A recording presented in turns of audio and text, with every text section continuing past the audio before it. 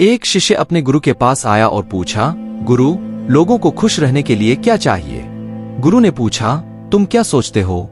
शिष्य ने एक पल सोचा और कहा, मुझे लगता है कि अगर किसी की बुनियादी जरूरतें पूरी हो रही हैं, खाना पीना, रहने की जगह, अच्छी नौकरी और सुरक्षा हो तो वह खुश रहेगा।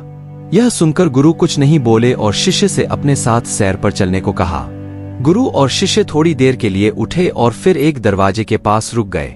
गुरु ने कहा, यह दरवाजा खोलो। शिष्य ने दरवाजा खोला और देखा कि उसके सामने एक मुर्गी का बाड़ा है।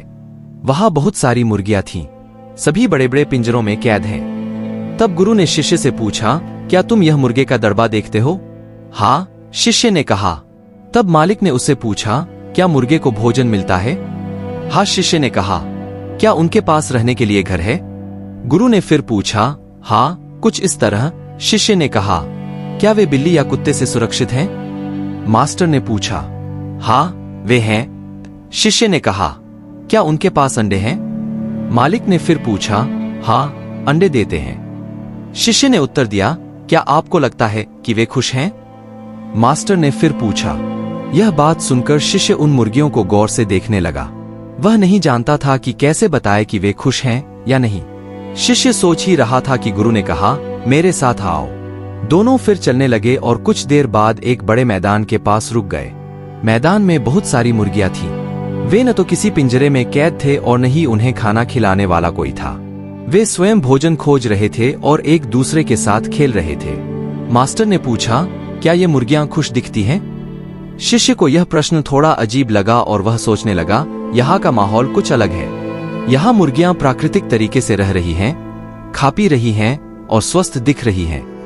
तो दबी आवाज में उन्होंने जवाब दिया, हाँ, शायद। मालिक ने कहा, बेशक ये मुर्गियां खुश हैं। फिर मालिक ने आगे कहा, मुर्गीघर में मुर्गियों के पास वे सभी चीजें हैं जो आप सोचते थे कि खुश रहने के लिए आवश्यक हैं। उनकी बुनियादी जरूरतें जैसे खाना, पीना और रहना सब कुछ मौजूद है। लेकिन क्या वे खुश हैं? नहीं, वे नहीं हैं। जबकि खुले में घूमने वाली मुर्गियों को अपना भोजन खुद ढूंढना होता है, रहने के लिए जगह ढूंढनी होती है, अपनी सुरक्षा खुद करनी होती है, लेकिन फिर भी वे खुश रहती हैं। क्यों? शिष्य बोल नहीं सका। फिर गंभीर स्वर में मास्टर ने कहा, तुम देखो मेरे बच्चे, हमारे जीवन में हम सभी को एक विकल्प चुनना होगा।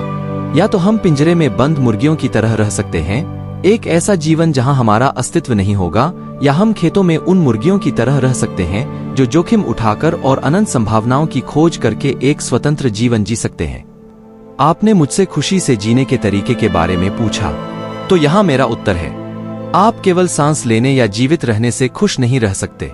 खुश रहने के लिए आप में जिंदगी को खुलकर जीने का साहस होना चाहिए। शिष्य और गुरु की कहानी हमें सच्ची खुशी और हमारे जीवन में हमारे द्वारा चुने गए विकल्पों के बारे में गहरा सबक सिखाती है। वास्तविक खुशी केवल भोजन और रहने के लिए सुरक्षित जगह जैसी बुनियादी जरूरतों से नहीं आती, बल्कि सच्ची खुशी स्वयं बने रहने, चुनौतियों का सामना करने और जीवन में अनिश्चितताओं से निपटने में है।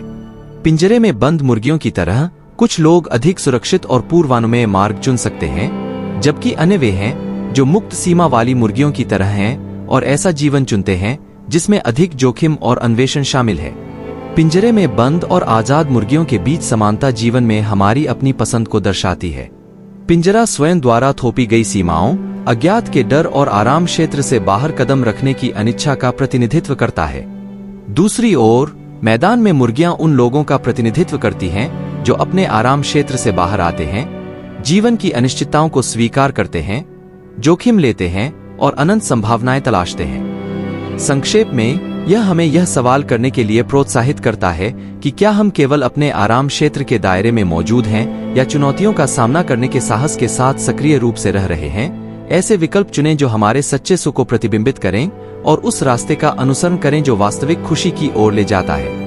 यह याद दिलाता है, हमारा मानना है कि सच्ची संतुष्टि सुरक्षा के बाहरी तामझाम से नहीं आती, बल्कि उद्देश्य और अन्वेषण का जीवन जीने की आंतरिक स्वतंत्रता से आती है।